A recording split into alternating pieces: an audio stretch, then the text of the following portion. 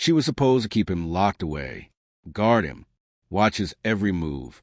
But instead, she crossed the line. What began as duty turned into an obsession, and soon everyone in the prison would be asking the same question. Did she help him escape? Gray cloud hung heavy over the state penitentiary. The morning Officer Clara Jenkins clocked in. The prison loomed like a concrete fortress, its razor wire fences glinting wet in the early mist. Clara adjusted her belt and took a deep breath. Another 12-hour shift. She had worked here for 5 years, long enough to develop a thick skin, long enough to know which inmates were trouble and which ones were just trying to survive. Her co-workers called her reliable, even cold at times. But this was how you survived in a place like this. Today, her assignment was different. She'd been given a new post.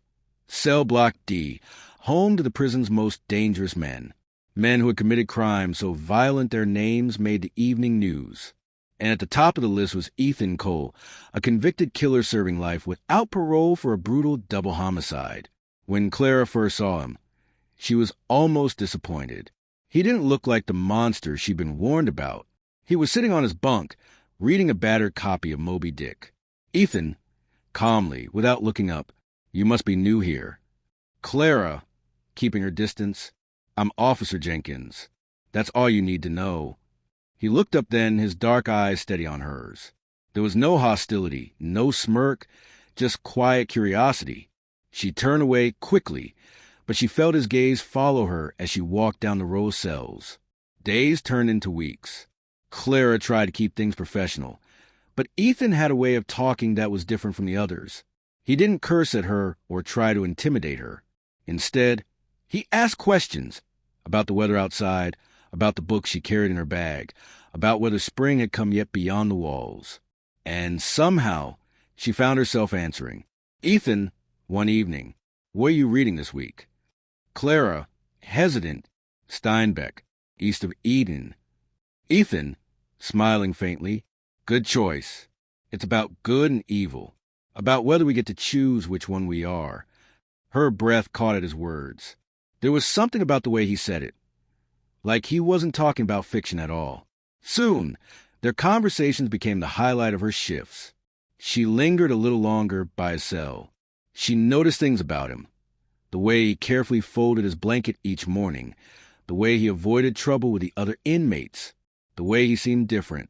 And for the first time in years, Clara found herself looking forward to work. One night, while doing her final checks, Ethan spoke in a tone she had never heard before.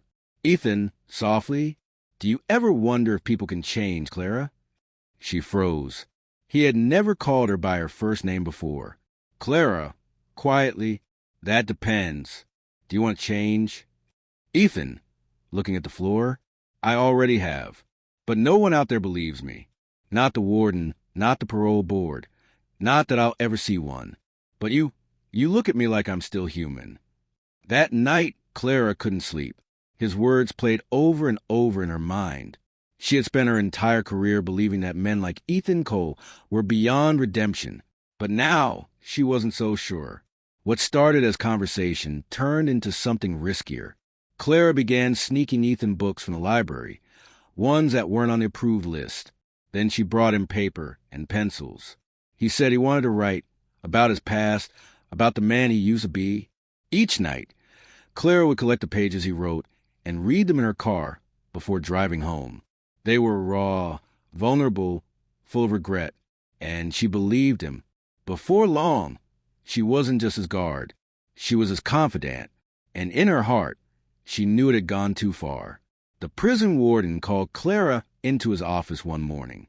"Warden," serious, "Officer Jenkins, we've noticed you've been spending a lot of time on Block D. Be careful. Ethan Cole has manipulated guards before. Don't be his next victim." Clara nodded, but inside she felt anger rise like a tide. They didn't know Ethan the way she did. They didn't read his words late at night, the ones that kept her awake with tears in her eyes. At least, that's what she told herself.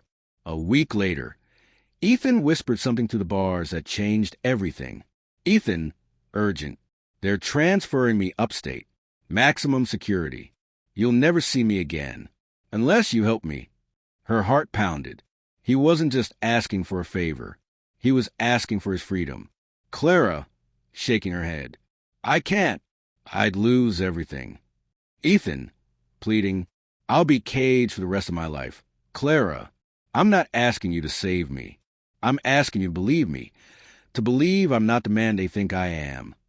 She walked away that night without answering. But she couldn't stop thinking about him. About what it would mean if he really was innocent. Or if he really had changed. By the end of the week, she had made her choice. It happened on a rainy Thursday night. The corridors were quiet, most guards tired and waiting for their shifts to end. Clara unlocked the wrong door at the right time. She looked away just long enough for Ethan to slip through. The alarms didn't go off, not until it was too late.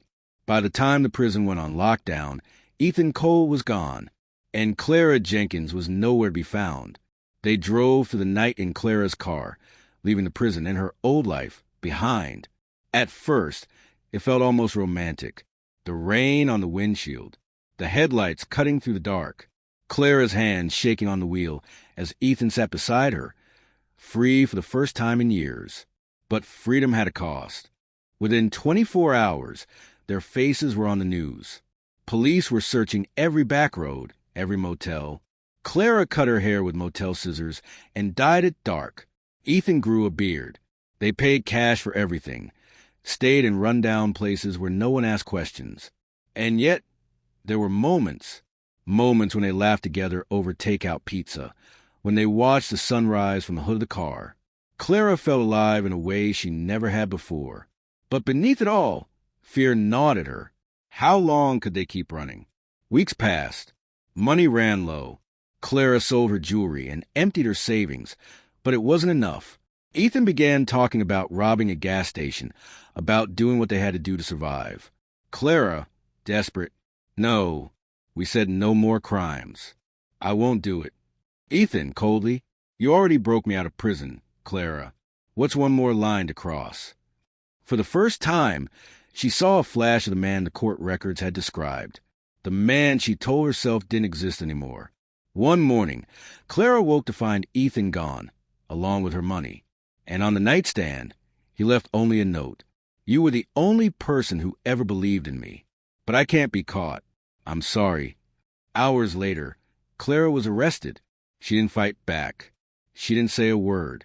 Clara's trial was front-page news. Prosecutors painted her as a woman seduced by a dangerous killer. They showed the jury text messages, surveillance footage, even Ethan's letters. Her defense argued she had been manipulated, groomed by a man who knew exactly how to exploit her loneliness. But the jury didn't buy it. Clara Jenkins was sentenced to 7 years in prison for aiding a prison escape. Months later, Ethan was caught hundreds of miles away during a traffic stop.